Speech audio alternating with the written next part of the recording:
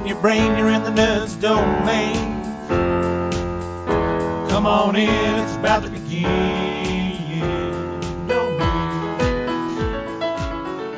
Hi everybody, and welcome back to the Nerds Domain podcast, or welcome back to Masks of Nyarlathotep. Depends on which the feed you're listening to. This week we're going to talk to an old Nerds Domain company that was on the Nerds Domain podcast a while back, and they've got some new exciting stuff coming out. But it also ties directly into our Masks of Nyarlathotep role-playing campaign that you can find over on that feed as well. So I thought that this would be a great one to put on both. So say hello to John Houlihan from Modiphius. John. Hey, how you doing? Hey, so John, we're going to talk about Achtung, Cthulhu. You guys did a Kickstarter, 4.5 years ago, give or take? Yeah, that's right. And you guys put out, the base book and the Keeper's Guide, and then some setting material and a couple of adventures, as well as some, accessory dossier stuff that was really kind of great. And that was just for the Call of Cthulhu stuff, and then you also did Savage Worlds and 1940, and you did a bunch of other... There's a Fate conversion and all kinds of stuff. Yeah, so, you put out several books, and we've been using them. I think they're fantastic. Kind of highlight what all was in that, and, what we got out of those books that set the core for what Achtung Cthulhu is right now. Well, of course, you're right. We started with the Keepers and Investigators Guide. Those were the first big sort of source books for the original Kickstarter, and Achtung Cthulhu was the first, of course, the first big project which Modiphius undertook. A very successful Kickstarter, and it's kind of rolled on ever since. It's one of the core games of the company. I guess over probably the last couple of years, as the company's grown and expanded, and we've added in licenses like Conan and now Star Trek and things like that, Achtung Cthulhu's kind of taken a little bit of a back seat. But since I kind of took over towards the end of last year, I've been looking to reinvigorate the line and maybe bring it forward with some new adventures, some new campaigns, and basically provide some stuff for players. It's not to say there's not plenty out there already. We added on guides to North Africa, the Pacific, the Eastern Front. There's great adventures like Sarah Newton's 0 Point campaign.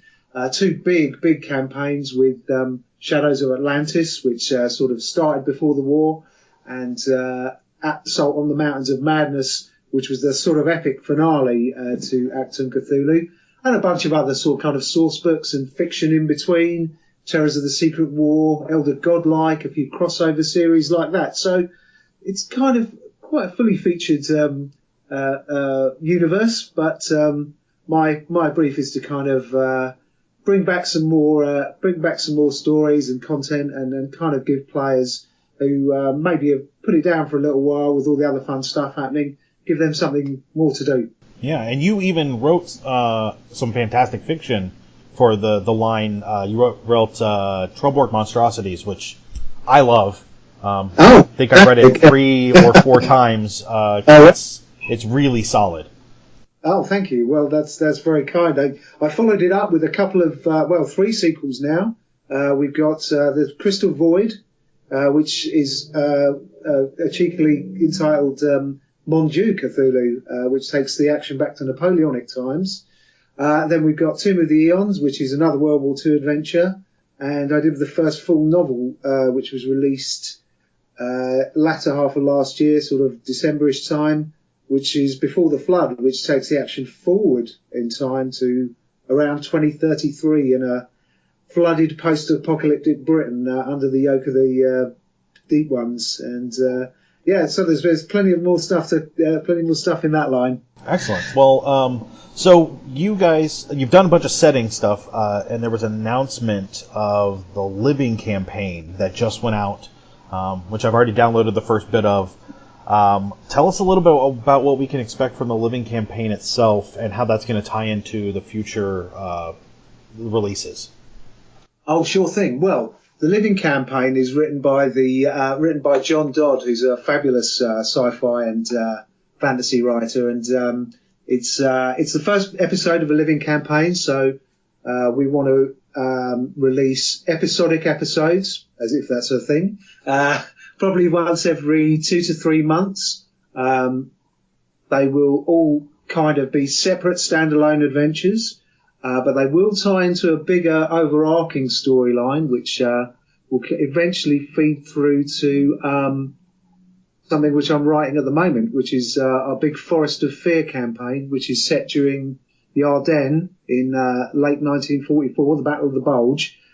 We probably have around about 4 episodes, maybe 5 episodes in the Living Campaign, and as each builds up, you'll get more and more clues which point you towards mysterious goings on in the Ardennes in late 44, and that will all be collected in a huge campaign book. But it's really exciting. I think it's great to be able to kind of give players this kind of feedback, and also to say, of course, that we will be getting feedback from players after each adventure, which will go on to kind of subsequently influence the next adventure in the series as well.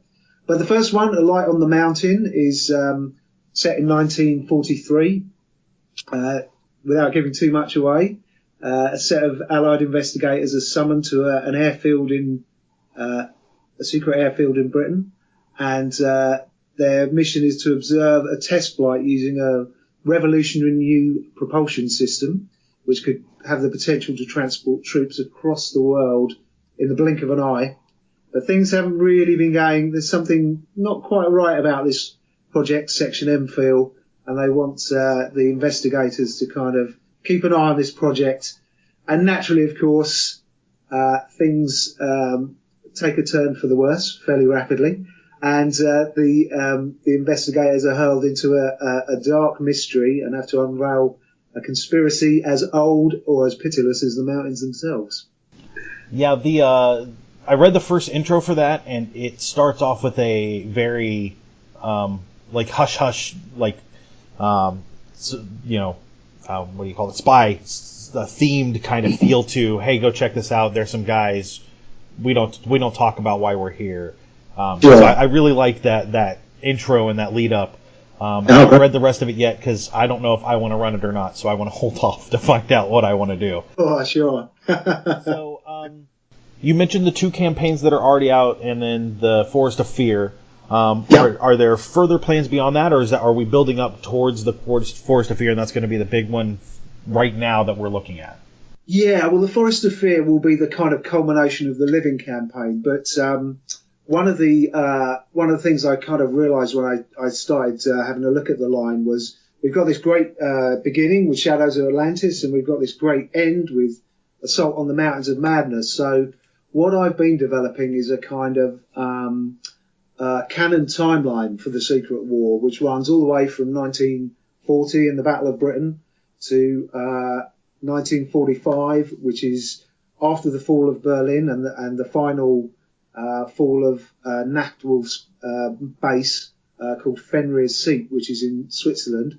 But I've got kind of 1, 2, 3, 4, 5, 6, 7, 8 major scenarios of campaigns that I like to do, and I can tease you with a few of them if you like. Yeah.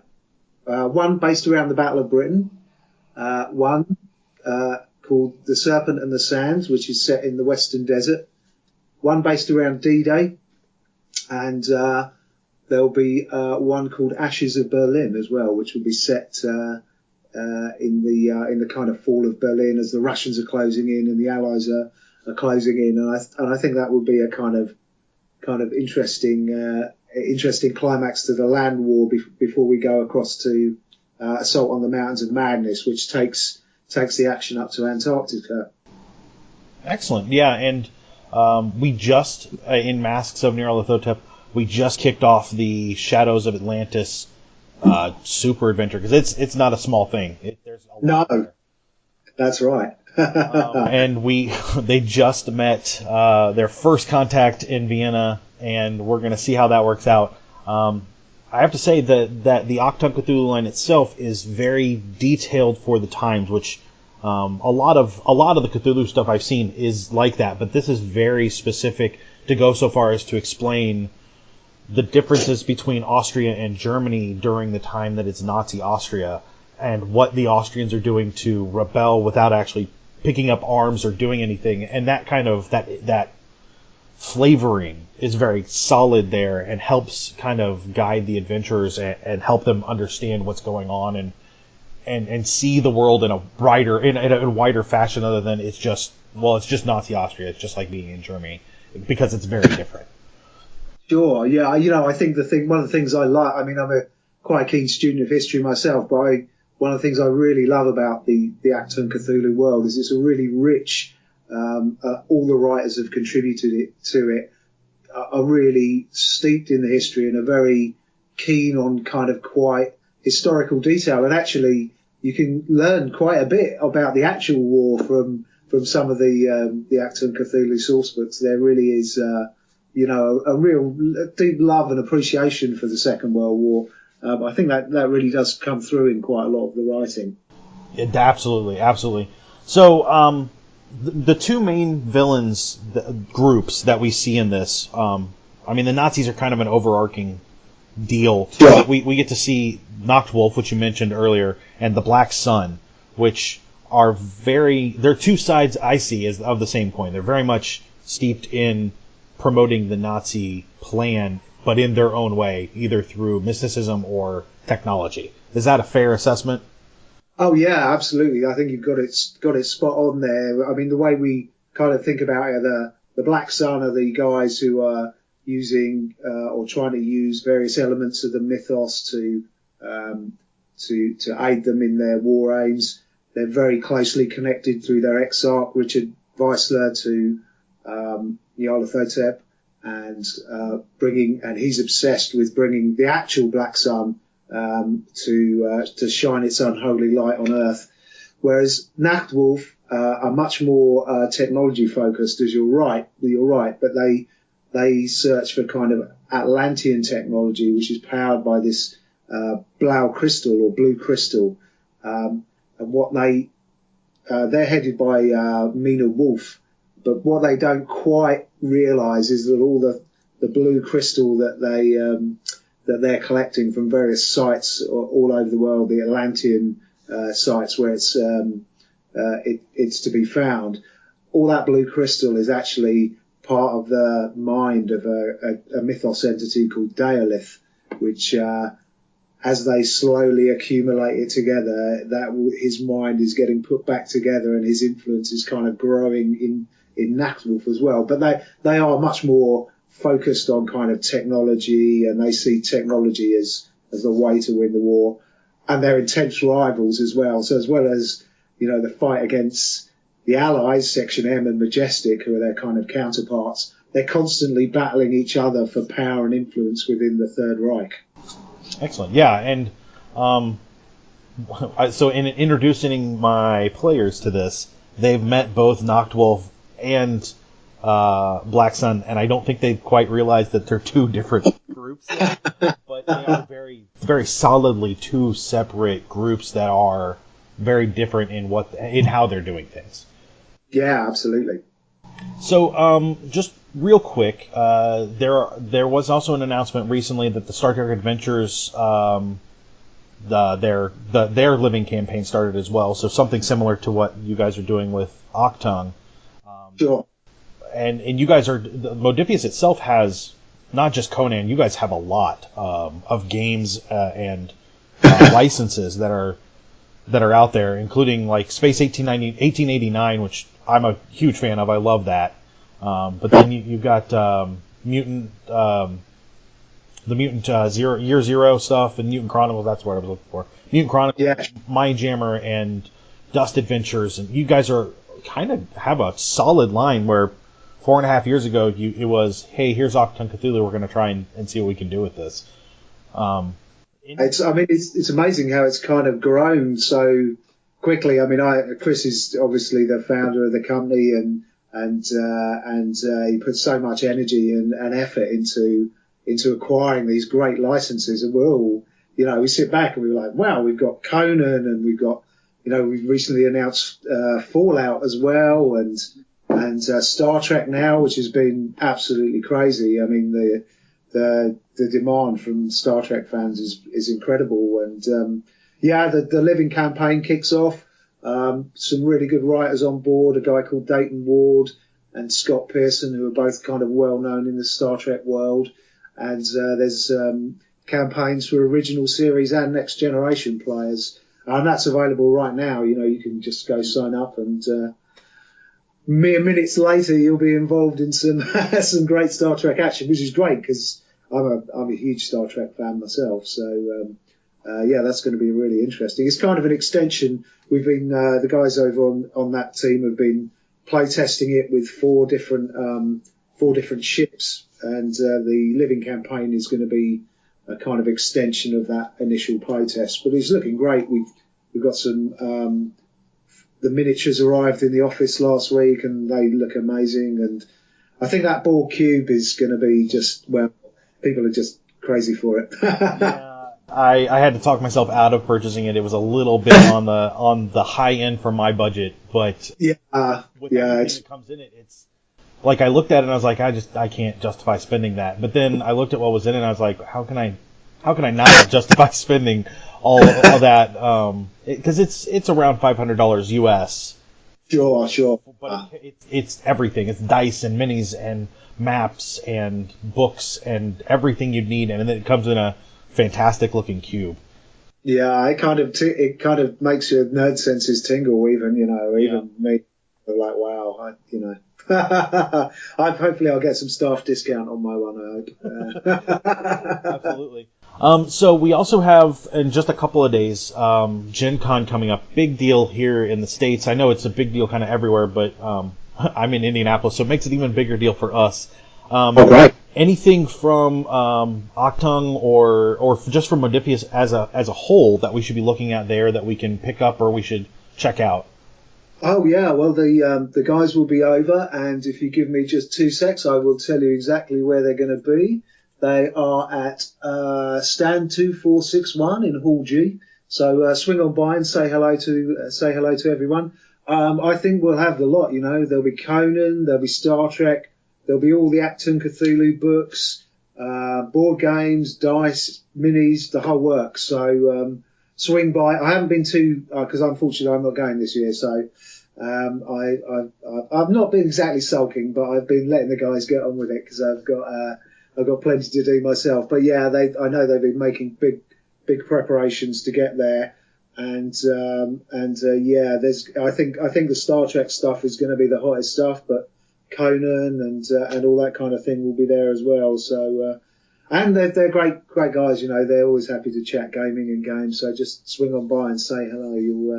You'll get to meet all the guys out there. Yeah. So big stuff coming from Achtung. It all sounds. I'm really excited about the Living campaign. I love Living campaigns as a whole. Just kind of something that you guys that can be put out that is smaller and bite sized that you can deal with as you want to instead of. Honestly, Shadows of Atlantis is a little intimidating. Yeah, sure. One thing I should mention, which will be available in the next couple of months, which I know a lot of fans will be been asking about, is a new 0 Point adventure from the excellent Sarah Newton. It's called Code of Honor. It's set in 1943, and it's set in Istanbul, the city of spies. So it's kind of very espionage focused, but with some really intriguing events to explore. Lots of spying contacts, high, kind of. It's almost got that sort of James Bondy feel, Indiana Jones feel, but with a suitably epic climax as well. And that will probably be available kind of September, October time. So. Not a huge campaign in the same sort of league as the books like Assault on the Mountains of Madness, but a really fascinating, intriguing adventure that I think fans will really enjoy. Excellent, yeah. And 0 Point is from what I've seen of what's already come out is really good. a little brutal, but it is, it is the war, so that's exactly what it should be. Absolutely. And I think what else can I tell you about? We've been working away on the background on Achtung, Cthulhu, the audio adventure as well, which we've got a pilot done, and that may be released shortly. And we're currently having episodes 2 and 3 are being written, and we should be looking to record those probably in the next month or so, and then we'll probably release the pilot so that everyone can have a listen to it, and then so episodes 2 and 3 will be following on hot from that as well. Excellent. Yeah, I didn't know that was coming. That sounds fantastic. Yeah, you got. I think you might have the exclusive on that one. That's. I don't think that. Yeah. But yeah, it should be on the way. It should be. I think we'll be doing it on Audible if I'm. It may be a download, but yeah, it's really good. It's great to have the. These characters like Deadman and Audrey and some of the other Achtung Cthulhu heroes who you've read about, but then suddenly have them spring to life with some great actors as well. We've got some actors on board, so so that should be fun. Yeah, that'll be great, because I've always maintained that the art in the Cthulhu, the Achtung Cthulhu books are phenomenal. So like every piece of art really grabs hold of what I want to see. And so hearing that same sort of passion go into an audio form, that sounds great. I'm really excited about that. Great. And I would feel a little remiss if I didn't mention that you guys also do the skirmish game for Achtung Cthulhu as well. And that's a lot of that available on the website already. Yeah, that's right. That was a chap called Matthew Hope who did all the mechanics for Dystopian Legions, which is what the rule set is based on. He wrote all the kind of mechanics, and I wrote all the sort of colour and storyline and some of the mission design for that. And it was real good fun, actually. It was real good fun. But we got a new, an excellent new war games manager who's coming on board, who's going to be kind of taking over the mantle for Achtung Cthulhu Skirmish, and a few other games we have got in the pipeline, like Fallout Tactics as well. So I think there'll be more coming on that score as well. We got one campaign book out, which was called Rise of the Black Sun, but hopefully we'll be back and doing some more mission design and a few more minis for that before the year is out. Excellent. Yeah, and I love the minis on that. They all look really great. Or terribly terrifying, depending. They sure could give you nightmares, right? So Absolutely. All right. Well, John, anything else you want to touch on about Achtung or Modiphius as a whole? I think we covered most things. I would just say one thing we've been working on just a little while. It'll be a free release. It should be out in the next month or so, which is an update to our Tales of the Crucible, which is was originally the stories of kind of like 6 of the Achtung Cthulhu heroes, but we've kind of expanded that. We statted them up. We've given some more expanded stories, so that'll be coming. It'll be a free download. We like to give away some free stuff too. You'll be able to draw people like Professor Deadman, Carter, Arian Dubois, all those guys. If you want to bring them into your campaign, they'll be there and waiting for you. And new ones like Mad Jack McMasters as well. He's a particular favourite of mine, based on a guy from a British guy in the Second World War, who was the man who got the last recorded longbow kill. He actually shot a German guy with his longbow during the Second World War, and this guy Mad Jack McMasters is based on him. So look out for that. That'll be a free download. I think probably September time. So that should be fun. Excellent. Well, real quick, it's modiphius.net, modiphius.net. You guys can go there. Looks like you can pick up the PDF of the Investigator and Keeper's Guide for really pretty cheap. $6.99 for Investigators, $10.99 for the Keeper's Guide. I think they're well worth the price. And that can get you very much started in Achtung Cthulhu. And there's a lot of support material available as well. Where do we find you on Facebook and Twitter? You can we're at Modiphius we're at modiphius.com as well. The .net is the kind of website for the store, and modiphius.com has got all the info and sign up material. There's a Modiphius Facebook group. We're on Twitter. If you want to get hold of me, I'm at John H259, JOHNH259 on Twitter. It's probably the easiest way, or John at Modiphius.com. And I always like hearing from fans, so write me up or hit me up or send me a mail and let me know what you're doing. If you'd like to read any fiction, all my stuff's on Amazon, so dive on in. Excellent. Well, definitely Modiphius is a company to keep an eye on. They are serious about what they do, and they're grabbing some great licenses. Especially the two last ones, Star Trek and Fallout, have been fantastic. So definitely suggest checking those guys out. Otherwise, you can find us all our normal places, and we will talk to you guys real soon.